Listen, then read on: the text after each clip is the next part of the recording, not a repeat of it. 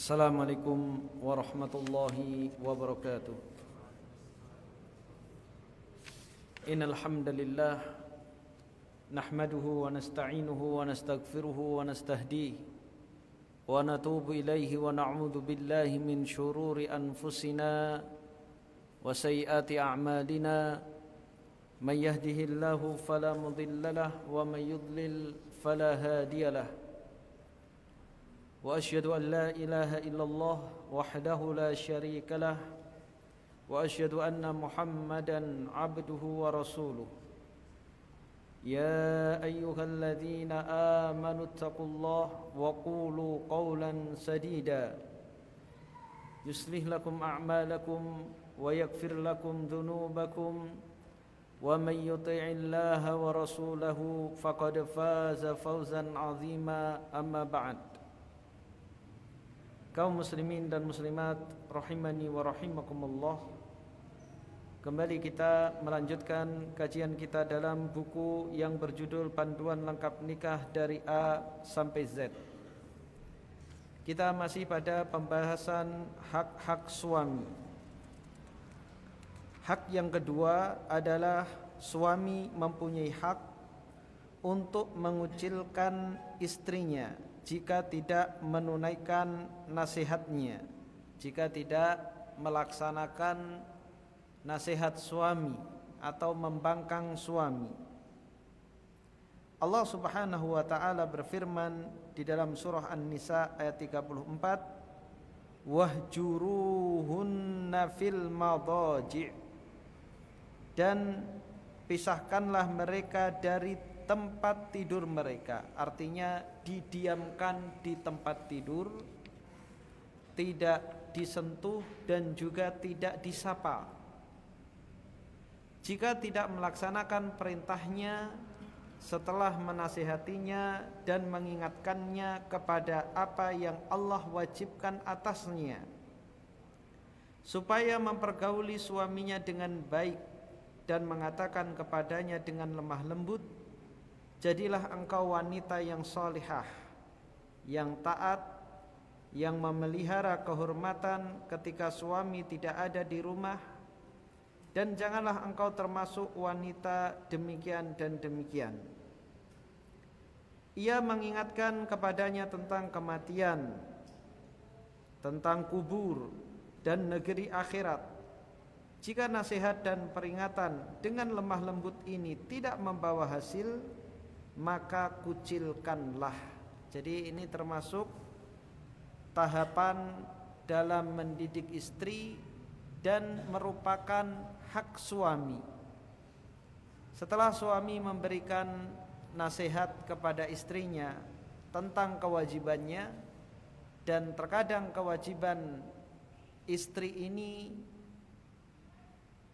terkadang dia merupakan hak Allah, terkadang dia hak suami, dan terkadang hak Allah dan suami.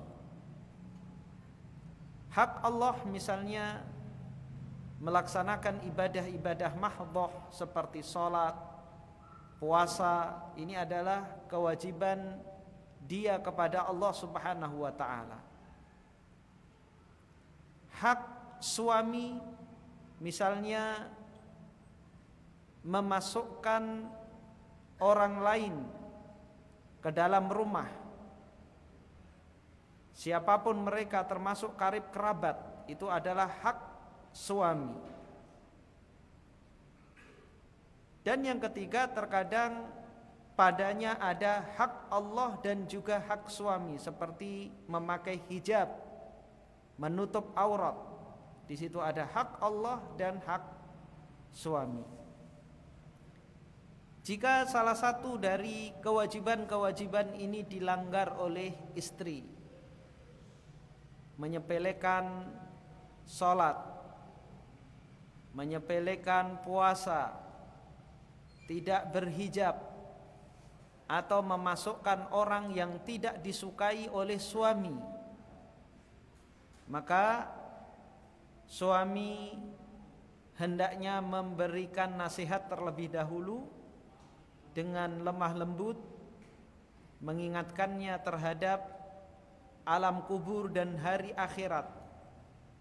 Karena ingat terhadap hari akhir, keimanan terhadap hari akhir adalah pendorong terkuat seseorang mau melaksanakan kewajiban dan meninggalkan dosa dan maksiat. Dan tatkala keimanan terhadap hari kiamat itu lemah atau bahkan tidak ada, maka berat seseorang untuk melaksanakan kewajiban atau meninggalkan dosa dan maksiat. Maka di dalam ayat-ayat Al-Quran, terutama ayat-ayat Makkiyah, ayat-ayat yang turun sebelum Nabi SAW hijrah, adalah yang terbanyak berbicara tentang negeri akhirat. Karena pendorong terbesar seseorang mau beriman kepada Allah Subhanahu wa taala dan beramal saleh adalah keimanan terhadap akhirat. Dan dakwah pertama kali Nabi sallallahu alaihi wasallam mendakwahi orang-orang Quraisy ketika diperintahkan oleh Allah Subhanahu wa taala untuk terang-terangan mendakwahi orang Quraisy, yang pertama kali dilakukan oleh Rasulullah SAW adalah memperingatkan kepada mereka tentang hari akhirat. Dan ini berlaku pada siapa saja yang lemah dalam menjalankan kewajiban dan cenderung melakukan dosa dan maksiat. Maka ingatkan terlebih dahulu kepadanya tentang negeri akhirat, tentang dunia yang fana. Dunia ini hanya sebentar dan pasti akan ditinggalkan. Maka ketika seorang ingat terhadap negeri akhirat, maka dia akan sadar, dia akan mau berlelah-lelah dalam ibadah, dia mau bersabar menghadapi beratnya ibadah, dia mau bersabar mengekang gejolak hawa nafsunya dan seterusnya. Ketika dengan cara seperti ini tidak mempan, dengan nasihat tidak mempan, dengan cara lemah lembut tidak bisa, agak keras diberi ancaman juga tetap tidak bisa, maka langkah berikutnya seorang suami mengucilkan istrinya, yaitu mendiamkan istrinya, tidak disapa dan tidak disentuh. Dan ketika tidur dia berpaling dari istrinya. Maka jika istri masih memiliki cinta kepada suaminya, maka dia akan merasa tersakiti hatinya. Maka diharapkan dengan itu dia mau memperbaiki perbuatannya, karena dia masih menginginkan keridhaan suaminya. Ibnu Katsir berkata tentang tafsir ayat ini, yaitu ayat yang tadi kita bacakan, wahjuruhunna fil madaji', kucilkanlah wanita di ranjang. Ali bin Abi Thalib menuturkan dari Abdullah ibnu Abbas, pengucilan ialah suami tidak mencampuri istrinya dan tidak menidurinya di atas ranjangnya serta membelakangi punggungnya. Yang lain menambahkan, bersamaan dengan itu ia tidak berbicara dan tidak bercakap-cakap dengannya. Boleh juga mengucilkannya di luar rumah, bukan istrinya yang disuruh pergi, disuruh minggat, tidak, tapi justru suami yang meninggalkan istrinya di dalam rumah. Telah sahih dari Nabi SAW bahwa beliau meninggalkan istri-istrinya dan menjauhi mereka selama sebulan. Ini dikarenakan Rasulullah sallallahu alaihi wasallam menghabiskan harta ghanimah untuk kepentingan kaum muslimin. Dan harta ghanimah yang didapat oleh Rasulullah sallallahu alaihi wasallam besar, 1/5. Maka sebagian istri dan tabiat wanita suka terhadap harta. Mereka berunding meminta kepada Nabi sallallahu alaihi wasallam dari harta tersebut. Karena mereka merasa mereka adalah istri-istri Nabi. Maka Nabi sallallahu alaihi wasallam marah mendengar permintaan mereka, dan turun ayat khusus kepada mereka, memberi pendidikan kepada ummahatul mukminin, in kuntunna turidnal hayatad dunya wa zinataha numatti'kunna wa nusarrihkunna sarahan jamila. Jika kalian menginginkan kenikmatan dunia, maka aku akan memberikan kenikmatan dunia dan aku akan menceraikan kalian. Dan jika menginginkan akhirat, maka Nabi sallallahu alaihi wasallam tidak memberikan dunia kepada mereka. Jadi diberi pilihan, kalau ingin tetap bersama Nabi, maka dengan kehidupan apa adanya. Namun jika menginginkan akhirat, jika menginginkan dunia, maka Nabi akan memenuhi apa yang mereka inginkan, namun Nabi akan menceraikan mereka. Dan mereka semuanya memilih tetap bersama Nabi sallallahu alaihi wasallam meskipun hidup dalam kekurangan. Diriwayatkan dalam hadis Muawiyah radhiyallahu anhu, ia mengatakan, aku bertanya, wahai Rasulullah, apa hak istri atas kita? Hadis menjelaskan panjang lebar hingga sabdanya, jangan tinggalkan kecuali di rumah.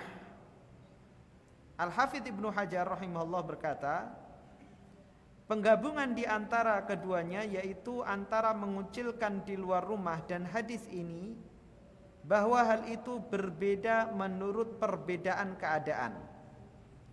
Al-Bukhari meriwayatkan dari Anas radhiyallahu anhu, ia menuturkan Rasulullah sallallahu alaihi wasallam pernah mengila. Ini disebutkan di dalam surah Al-Baqarah ayat tentang ila, yaitu seorang suami bersumpah tidak akan menggauli suaminya. Dan ini boleh, tidak boleh lebih dari 4 bulan. Jadi diperbolehkan dengan syarat tidak boleh lebih dari 4 bulan untuk memberikan pendidikan kepada istrinya. Tidak akan digauli selama 1 minggu. Selama masa haid jelas ya. Selama 1 bulan, 2 bulan, 3 bulan, 3 bulan setengah, 4 bulan kurang 2 hari boleh. Lebih dari itu tidak boleh. Jika mengilaknya lebih dari 4 bulan, maka suami harus melakukan salah satu dari 2 hal. Yang pertama, membatalkan sumpahnya, artinya setelah 4 bulan harus digauli. Kalau tidak, maka harus dia ceraikan. Jangan membuat wanita terkatung-katung, menggantung istri, itu tidak boleh. Tidak jelas nasibnya. Dan ini banyak terjadi pada wanita-wanita yang dinikahi secara sirri. Banyak kasus wanita yang dinikahi secara sirri akhirnya digantung, yang nasibnya terkatung-katung. dinafkahi tidak, diceraikan juga tidak. Banyak kasus seperti ini yang sampai kepada kami meminta solusi. Kita bingung karena dia tidak memiliki kartu nikah, nggak punya surat nikah. Kalau bawa surat nikah, keadaan seperti ini langsung datang ke pengadilan, maka pengadilan yang akan menyelesaikan. Sedangkan wanita yang tidak memiliki surat nikah, maka kita bingung. Waktu nikahnya nggak ngomong sama ustadznya, waktu bermasalah ustadznya suruh makan masalah. Jadi selalu dilibatkan dalam masalah. Ketika enak sendirian, ketika nggak enak ngajak ustadznya. Ya.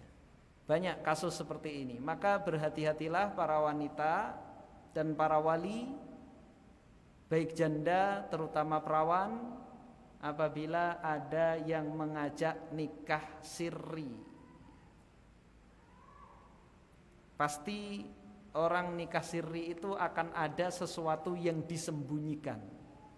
Dan apabila sesuatu disembunyikan, pasti akan ada hak-hak yang terzalimi. Yang kelihatan orang saja, banyak hak istri itu tidak ditunaikan oleh suami. Apalagi yang sirri. Dan nikah sirri ini memiliki banyak efek samping, dampak negatif dari nikah sirri. Yang pertama, jelas ketidakadilan. Baik ketidakadilan terhadap istri sirri maupun istri yang resmi. Ketika seorang nikah sirri, ada sesuatu yang disembunyikan. Dia tidak ingin diketahui oleh istri pertama. Maka tidak adil, akan sangat berpotensi tidak adil dalam menemani atau bermalam. Seorang suami izinnya kepada istri yang resmi tugas kantor atau bahkan tugas negara. Sang istri percaya, namun ternyata dia bermalam di istri sirrinya lebih banyak daripada istri aslinya. Atau sebaliknya, karena wanita tersebut dinikahi sirri, akhirnya dikunjungi dengan sembunyi-sembunyi kalau sempat. Kalau tidak sempat maka tidak dikunjungi. Kezaliman yang pertama dalam mempergauli. Yang kedua, dalam memberi nafkah. Karena sirri, maka tidak ada transparan. Bisa jadi memberikan yang lebih kepada istri simpanannya, istri gelapnya, sampai menzalimi istri pertamanya. Atau sebaliknya, karena keadaannya tersembunyi, maka diberikan ala kadarnya. Kalau sempat diberi, kalau sempat bisa menipu istri pertama, maka diberi. Kalau tidak ada peluang, maka tidak diberi. Yang ketiga, yang kedua, akan berdampak ketika meninggalnya suami ini. Ada dua dampak yang akan terjadi. Yang pertama, istri sirri di sini yang akan terzalimi tidak mendapatkan warisan. Tidak akan mendapatkan warisan. Padahal istri 1, 2, 3 dan 4 itu semuanya memiliki hak yang sama. Karena dia dinikahi sirri, maka untuk menuntut haknya dia kesulitan, kecuali kalau istri pertamanya lapang dada. Lapang dada mau berbagi, ya, dan anak-anaknya juga berlapang dada karena paham tentang syariat. Ketika tahu ayahnya dulu semasa hidup memiliki istri yang lain, memiliki istri selain ibu mereka, maka mereka berlapang dada memberikan hak dia sebagai ahli waris. Namun kita ketahui orang paham syariat saja kalau sudah berhadapan dengan harta itu bakhil. Apalagi kebanyakan manusia ini tidak memahami syariat Allah. Dan istri ini karena tidak memiliki bukti nyata, bukti di atas kertas, dia memiliki surat nikah, maka dia tidak bisa menuntut ke pengadilan. Kemudian kezaliman yang lain setelah sepeninggal suaminya, bisa jadi akan terjadi pernikahan antar mahram. Misalnya laki-laki ini punya istri pertama di Banjar, istri simpanan di Surabaya. Kebetulan bolak-balik tugasnya ke Surabaya, Banjar, Surabaya, Banjar. Punya anak di Banjar, punya anak di Surabaya. Setelah anak-anaknya ini besar,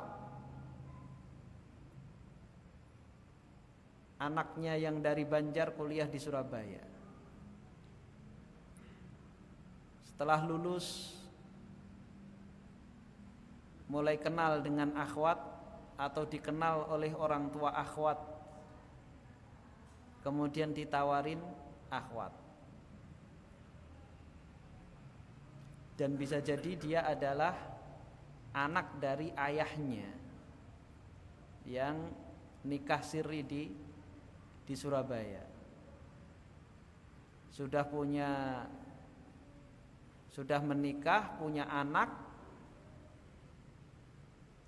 Dilihat-lihat wajahnya kok mirip, ya. Ternyata kakak beradik. Dan kalau sudah terjadi seperti ini, ya, apabila ada saksi, ya, mungkin ada orang yang mengetahui, oh ayahmu dulu menikah di sini, ditunjukkan foto ayahnya. Atau ketika sudah berlalu, sudah sebulan, 1 tahun, istrinya ini menunjukkan foto ayahnya yang sudah meninggal. Ini bahaya, ya. Bahaya laki-laki nikah siri. Maka hati-hati, sekali lagi hati-hati. Dan kalau bermasalah jangan lapor ustadz. Sudah sering kita memperingatkan dan masih sering terjadi, ya. Ketika mau nikah, enggak ustadz, insya Allah amanah. Atau dia mengatakan saya ridho meskipun tidak diberi penuh, baik bermalam maupun nafkah. Ya, kalau lagi ngebet, apapun nasihat sudah enggak mempan. Ketika terjadi masalah, ya. Tadi kita bahas apa? Tentang mendiamkan istri, mengilak, ya, mengilak apabila lebih dari 4 bulan, maka suami harus memilih salah satu, merujuk kembali istrinya dengan membatalkan sumpahnya, atau dia menceraikan istrinya. Jadi tidak boleh menggantung, sehingga wanita ini kesulitan. Dia dinafkahi tidak, mau menikah lagi juga tidak bisa, karena statusnya masih menjadi istri. Al-Bukhari meriwayatkan dari Anas radhiyallahu an, ia menuturkan Rasulullah sallallahu alaihi wasallam pernah menghila istri-istrinya selama sebulan dan duduk di tempatnya. Artinya Rasulullah tidak mendekati istri-istrinya. Lalu menyudahinya pada hari ke-29. Maka ditanyakan, wahai Rasulullah, engkau telah menghila selama sebulan. Ketika telah berlalu 29 hari, beliau pergi kepada mereka pada pagi atau sore hari. Maka ditanyakan kepadanya, wahai Nabi Allah, engkau bersumpah untuk tidak menemui mereka selama sebulan. Beliau menjawab, 1 bulan itu 29 hari. Ini bulan-bulan Hijriyah, ada yang 29, ada yang 30. Al-Bukhari meriwayatkan pula dari Ummu Salamah radhiyallahu anha, salah seorang istri Nabi sallallahu alaihi wasallam, bahwasanya Nabi sallallahu alaihi wasallam bersumpah tidak menemui salah seorang istrinya selama 1 bulan. Tatkala telah berlalu 29 hari beliau menemui mereka. Maka dikatakan kepada beliau, wahai Nabi Allah, engkau telah bersumpah untuk tidak menemui mereka selama 1 bulan. Maka beliau bersabda, 1 bulan itu adalah 29 hari. Jadi ada 2 hadis di sini, ya. Yang pertama, larangan mengucilkan istri kecuali di dalam rumah. Artinya suami berada di dalam rumah istri, mengucilkannya di dalam rumah, ya, tidak mengajak bicara, dan kalau tidur maka suami berpaling dan tidak menghadap kepada istrinya. Kemudian riwayat yang lain, Nabi pernah mendiamkan istri-istri Nabi selama 1 bulan. Nabi berada di luar rumah. Maka penggabungan kedua hadis ini dilihat dari keadaan-keadaan, situasi dan kondisi.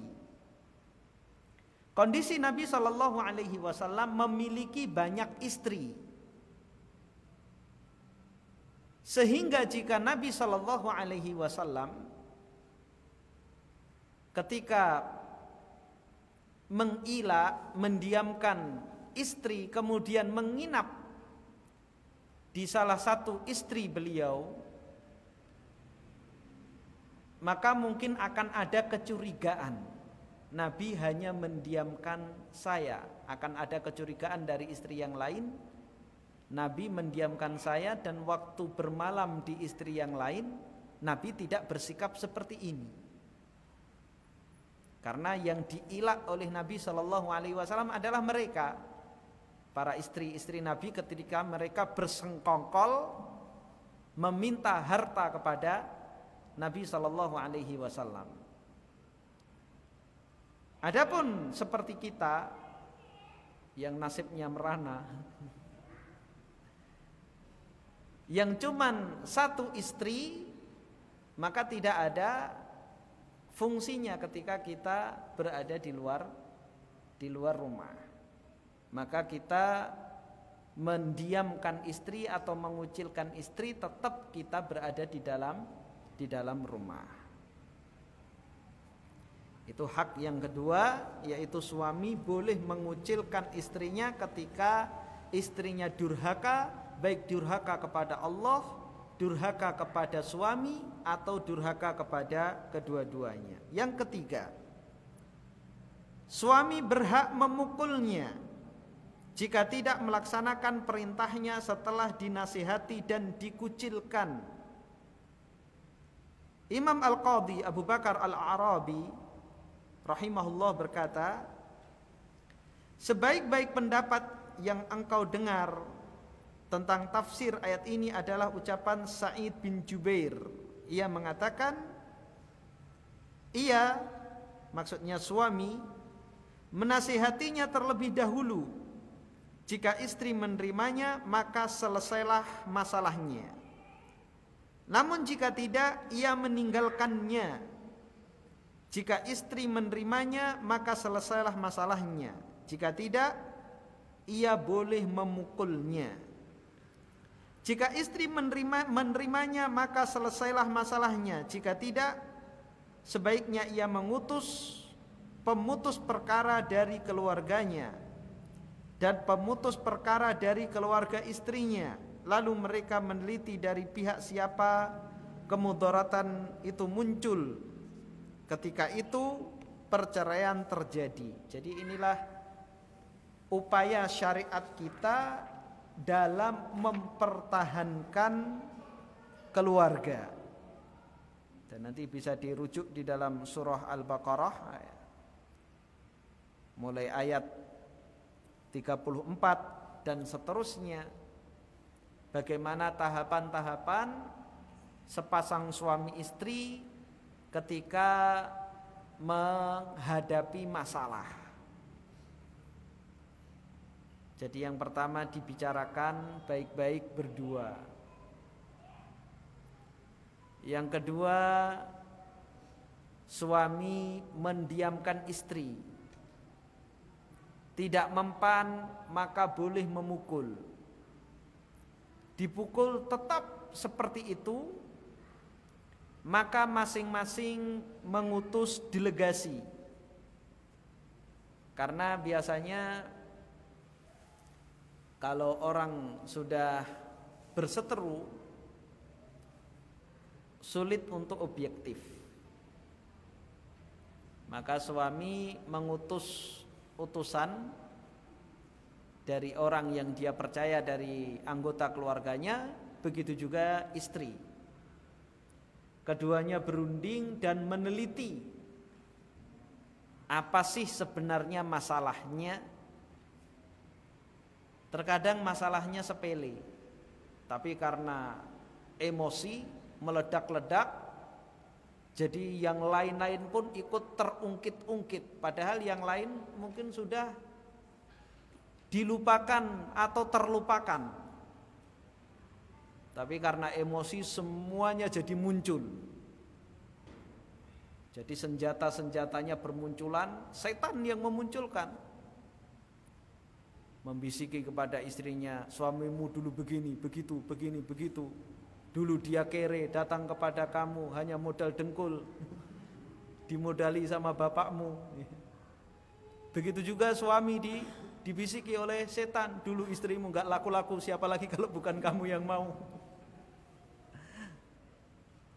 Akhirnya semuanya muncul, padahal itu semuanya sudah terlupakan. Maka mengutus utusan agar bisa membaca dengan objektif. Keluarga istri mungkin tahu, oh wanita ini dulu memang memiliki sifat seperti ini sejak bayi. Ini bawaan lahir seperti ini. Sebenarnya menyikapinya cukup seperti ini. Mungkin ibunya tahu karakter anaknya, ya. Bawaan lahir, ya. Sejak lahir sudah rewel, ya. Mungkin solusinya sederhana, ya. Kasih permen juga diem, ya. Suaminya nggak ngerti, ya. Atau juga dari pihak suaminya tahu kelemahan suami itu seperti itu, ya, mudah emosi. Tapi kalau ada yang mengalah, dia cepat luluh. Sebenarnya rahasianya gampang, tapi karena istri belum memahami karakter suaminya, maka diharapkan dari dua utusan ini bisa memberikan masukan kepada kedua belah pihak. Kalau sudah selesai, alhamdulillah. Tidak selesai, maka terjadi perceraian mungkin. Ketika bercerai pun, syariat masih memberikan kesempatan seluas-luasnya adanya masa iddah. Pada perceraian pertama dan kedua, ketika seorang istri dicerai, tidak serta-merta dia keluar meninggalkan suaminya, tidak, tapi menunggu di rumah suami selama 3 quru 3 kali haid. Dan selama masa iddah ini, kapan saja suami ingin merujuk istrinya, maka tidak perlu saksi, tidak perlu wali, tidak perlu mahar, apalagi walimah. Langsung sah. Tapi kalau sudah sampai 3 quru, 3 haid, tidak dirujuk juga, maka terjadi perceraian, istri kembali kepada orang tuanya. Dan apabila suami ingin merujuknya kembali, maka diperlukan wali, diperlukan mahar dan saksi, dan juga disunnahkan untuk mengadakan walimah. Maka bisa jadi seorang anak laki-laki bisa menikahkan ibu kandungnya dengan ayah kandungnya. Seorang suami menceraikan istrinya, anaknya sudah dewasa, atau ketika menceraikannya anaknya masih kecil, masih SD, selama bertahun-tahun baru keduanya rujuk, ya. Daripada cerai terus nggak dapat pasangan juga, ya, yang lama saja dipakai lagi. Dan kebetulan ayah dari mantan istrinya ini sudah meninggal, maka anak laki-laki berhak menjadi wali. Maka anaknya menikahkan ayahnya dengan ibunya. Wahai ayahku, aku nikahkan engkau dengan ibuku dengan mahar seperangkat alat sholat dan emas 5 kilogram, dibayar tunai. Yang jelas itulah upaya agama kita untuk menjaga hubungan suami istri itu agar terus, ya, tidak mudah putus. Jadi ada tahapan-tahapan, termasuk juga dalam memukul. Jadi tidak boleh suami itu ringan tangan, mudah memukul. Artinya ada tahapan. Tidak semua kesalahan itu boleh dengan memukul. Dan Nabi SAW tidak pernah memukul keluarganya. Nabi SAW tidak pernah memukul. Allah Subhanahu wa taala berfirman, wadribuhunna, dan pukullah mereka para istri jika istri tidak jera dengan nasihat. Maka kucilkan dalam tempat tidurnya, dan suami berhak memukulnya dengan pukulan yang tidak melukainya. Al-Imam An-Nawawi berkata, pukulan yang tidak melukai adalah pukulan yang tidak keras dan tidak pula membekas. Artinya tidak membekas pada fisik, pada jasad, pada tubuh. Adapun membekas dalam hati jelas, dan itu yang diharapkan. Ketahuilah, kebolehan memukul itu terikat dengan syarat-syarat. Ada 5 syarat seorang suami boleh memukul istrinya. Jadi tidak sembarang suami boleh memukul istrinya. Syarat yang pertama, istri tetap meneruskan nusyuz dan kedurhakaan hingga setelah fase-fase didikan yang dilakukan terhadapnya sebagaimana telah disampaikan sebelumnya. Yang kedua, hukuman itu sesuai dengan jenis kesalahan. Ia tidak boleh terlalu cepat memukulnya sedangkan ia belum mencoba meninggalkan tempat tidurnya. Artinya belum mengucilkannya. Sebab hukuman yang melebihi besarnya dosa dan kesalahan yang dilakukan adalah kezaliman. Jadi juga dilihat bentuk kesalahan. Kalau hanya masak keasinan atau kurang asin, maka enggak boleh dipukul. atau menjatuhkan barang tanpa sengaja kemudian pecah, maka ini juga tidak layak dipukul, tidak boleh memukul. Karena menerapkan hukuman melebihi kadar kesalahan itu adalah kedzaliman. Dan ini berlaku pada siapapun, baik itu suami, guru, orang tua. Kalau memukul anak atau anak didik,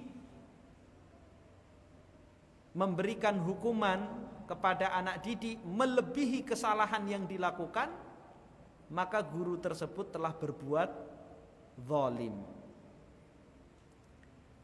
Yang ketiga, memperhatikan tujuan dari memukul, yaitu mengatasi problem, mendidik dan membuat jera, bukan yang lain.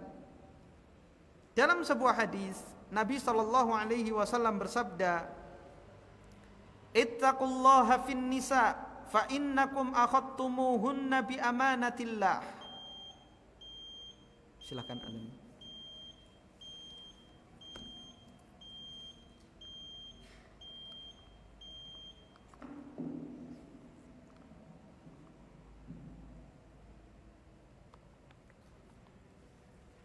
Allahu Akbar, Allahu Akbar,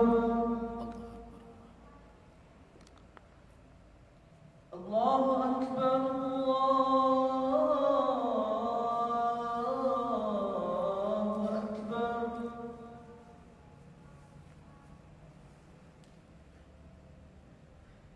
Asyhadu an la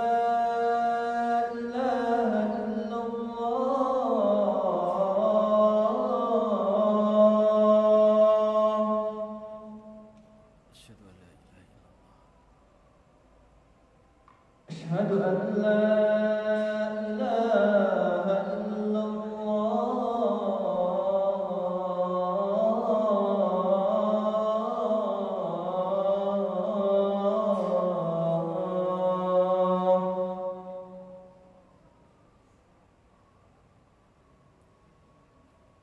أشهد أن محمدا رسول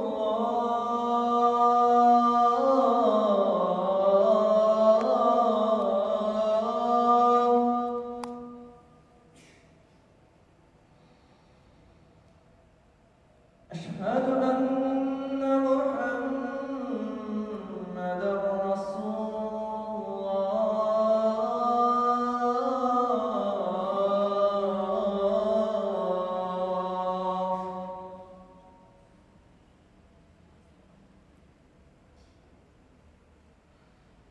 حي على الصلاة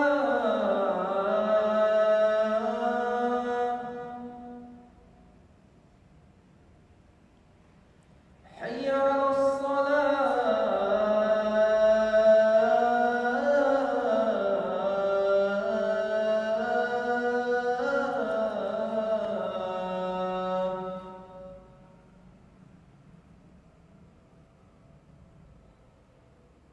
حي على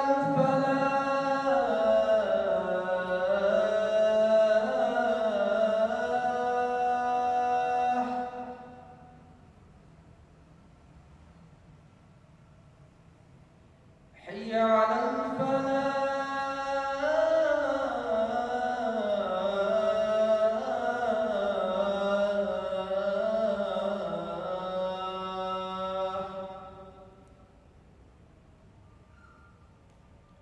الله أكبر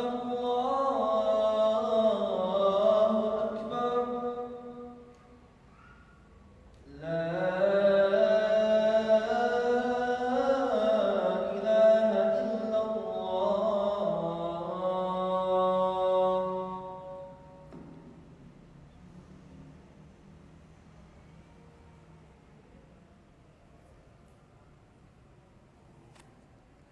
Kita lanjutkan.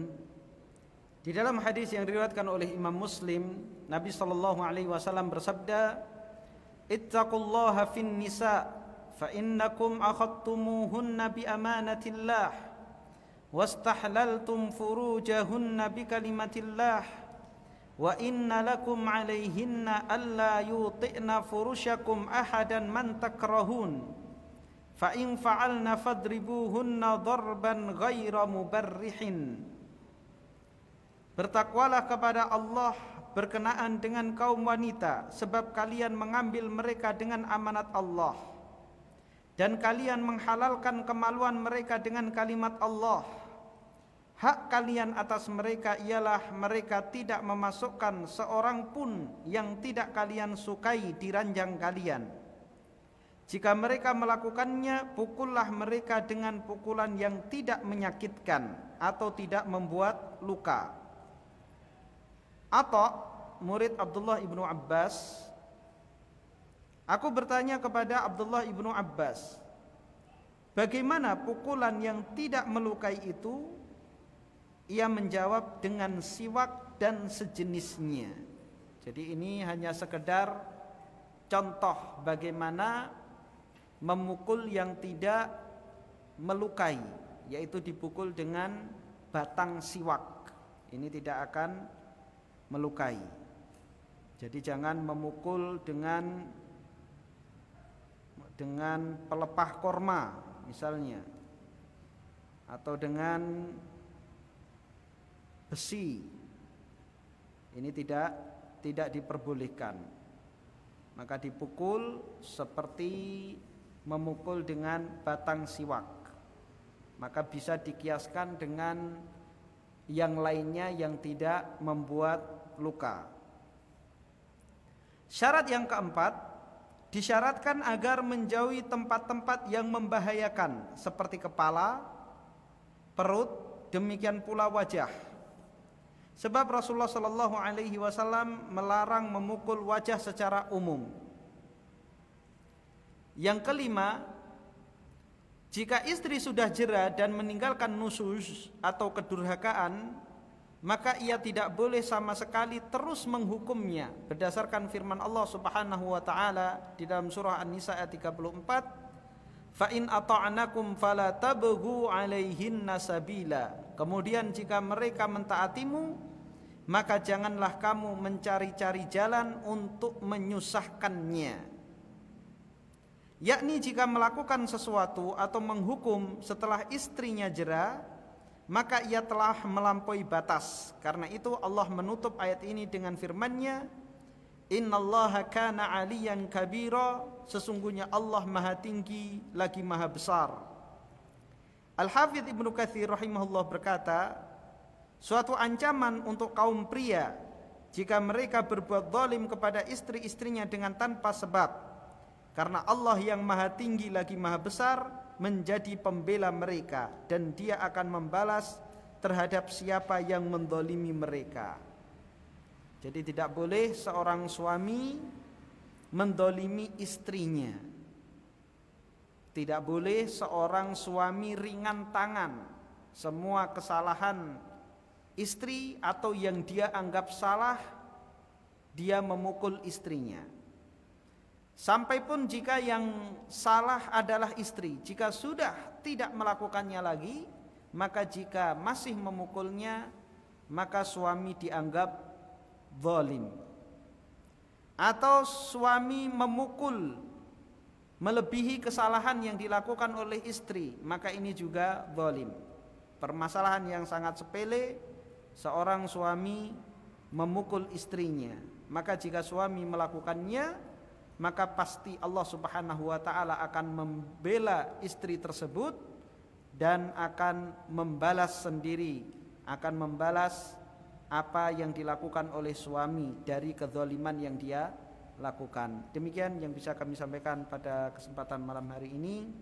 Mudah-mudahan Allah Subhanahu wa taala menjadikan keluarga kita keluarga sakinah, mawaddah, warahmah.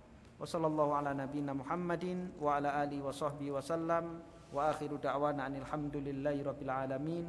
Assalamualaikum warahmatullahi wabarakatuh.